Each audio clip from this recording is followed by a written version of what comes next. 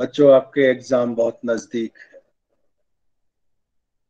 थोड़ी टेंशन हो रही होगी।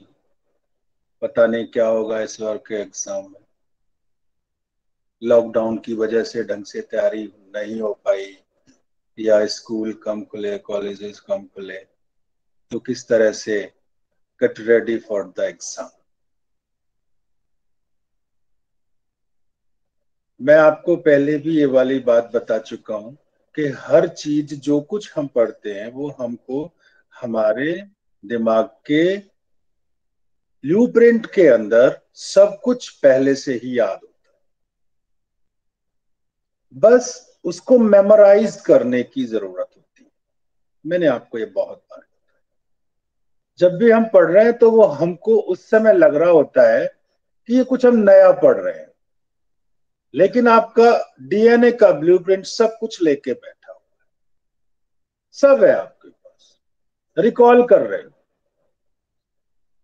जब तक आपके एग्जाम्स हैं, जब शुरू हो रहे हैं, तब कोई सा भी कॉम्पिटिटिव एग्जाम हो या फिर आपके स्कूल कॉलेज यूनिवर्सिटी का कोई सा भी एग्जाम, सबसे पहले तो एग्जाम से पहले 3-4 महीने पहले से उसकी ये तैयारी करनी पड़ती है। पढ़ना तो एक अलग है ही, प्रॉपर आपकी अपनी डाइट,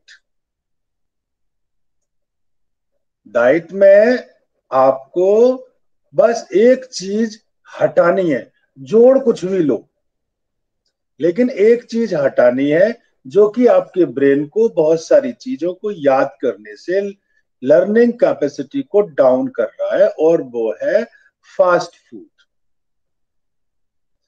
फास्ट फूड हटाने के पीछे सबसे बड़ी एक रीजन है, जो भी फास्ट फूड आप खाते हो वो जो डाइजेशन के लिए लंबा समय लेता है, और जो हमारा ब्लड का सर्कुलेशन है, सबसे ज्यादा ब्लड की सप्लाई तब गट यानी इंटेस्टाइन स्टमक में होती है, एलिमेंट्री कैनाल में, ताकि फूड डाइजेस्ट हो सके।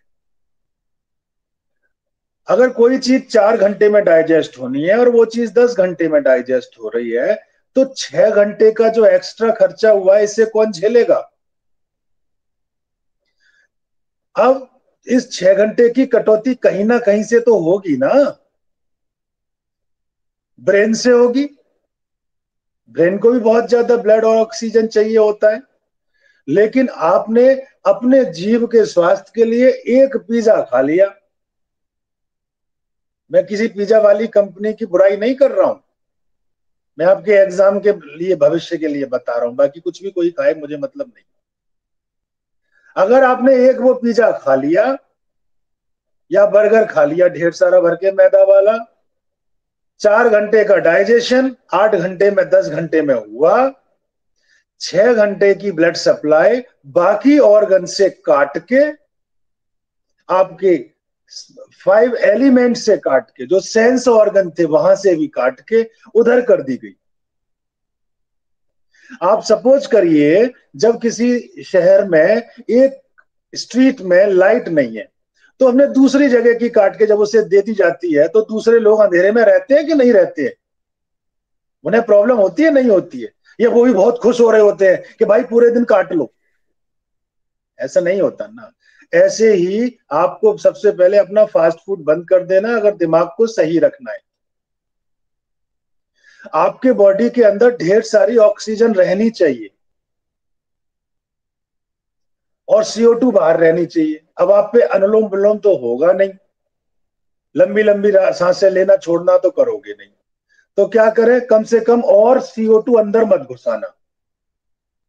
कार्बन डाइऑक्साइड डायरेक्ट मत लेना, कार्बोनिक एसिड मत लेना। किसमें होता है? कोल्ड ड्रिंक्स में।